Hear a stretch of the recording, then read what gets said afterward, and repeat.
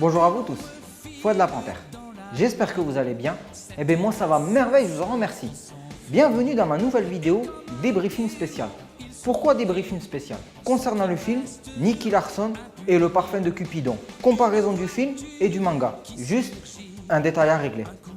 Le but de cette vidéo, c'est simple. Revenons aux origines de Nicky Larson. Car avant toute chose, Nicky Larson s'appelle à la base City Hunter, qui est bien sûr un manga et un anime japonais, œuvré par Tsukasa Ojo. Bien sûr, le personnage ne s'appelle pas Nicky Larson, il s'appelle Ryo Saeba, comme Laura s'appelle Kaori, comme Mammouth s'appelle Umibuzu. Bien sûr, on va raccourcir les détails. Car ce qu'il y a de plus important à savoir, ce n'est pas la première fois qu'on a adapté ce manga en film. Oui, vous l'avez bien entendu. Il y a eu aussi City Hunter, l'adaptation hongkongaise interprétée par Jackie Chan. Franchement, malgré les scènes d'arts martiaux, ça respecte rien. Et aussi une adaptation non officielle, Mr. Mumble. Certes, il y avait les cosplays de Nicky Larson, de Mammouth. Franchement, ça n'a pas respecté. Bien sûr, avant de vous donner mon avis, faut que je vous dise quand j'ai vu l'affiche et la bande-annonce. Je m'attendais à du négatif, car dans la théorie générale, un manga, quand il est adapté en film, c'est d'entrée foiré. Prenons exemple, Dragon Ball Evolution, Ken le Survivant, Death Note, Full Metal Alchemist et Bleach. Franchement,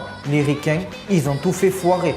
Ça fait des 68! Voici les raisons pour lesquelles je m'attendais à du négatif. Car moi, je suis cinéphile et mangaphile, quand même un minimum de respect.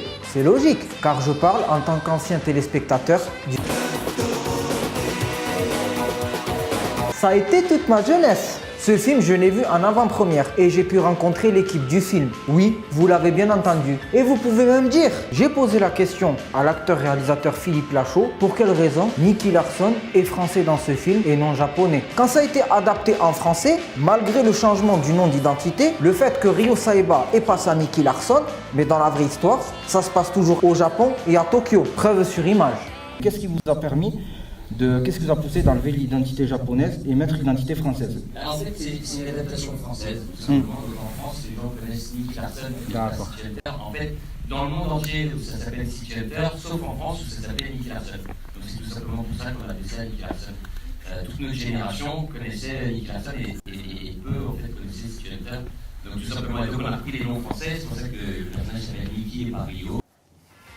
Voilà, vous avez la réponse à tout. Mais bon, ce n'est pas aussi grave que ça. Maintenant, je vais vous dire mon avis. Et bien là, j'ai été au bout de mes surprises. Je m'y attendais pas. Le manga a été respecté. Une première dans l'histoire. Qu'un manga est respecté en étant adapté en film. Car Philippe Lachaud interprète bien Nicky Larson. Car surtout, dans le film, la personnalité de Nicky Larson est respectée de A à Z. Car où est savoir, Philippe Lachaud l'a évoqué devant le public. Il était parti à Tokyo pour présenter le scénario à Tsukasa Ojo. Il était en panique, mais l'auteur du manga l'a validé. Si on s'intéresse qu'au film, il y a peu de points négatifs, mais beaucoup de points positifs. C'est à mourir de rire. Beaucoup de scènes de comédie, beaucoup de scènes d'action. Les acteurs sont faits pour ce rôle. Ils ont bien interprété les personnages. Il y a des clins d'œil de partout. Comprendra qui pourra. Je vais aller à l'extrême. Nicky Larson et le parfum de Cupidon, il ferait même un carton s'il est adapté en animé. Car ça a été validé par le créateur Tsukasa Ojo. Et moi, en tant que connaisseur de ce manga,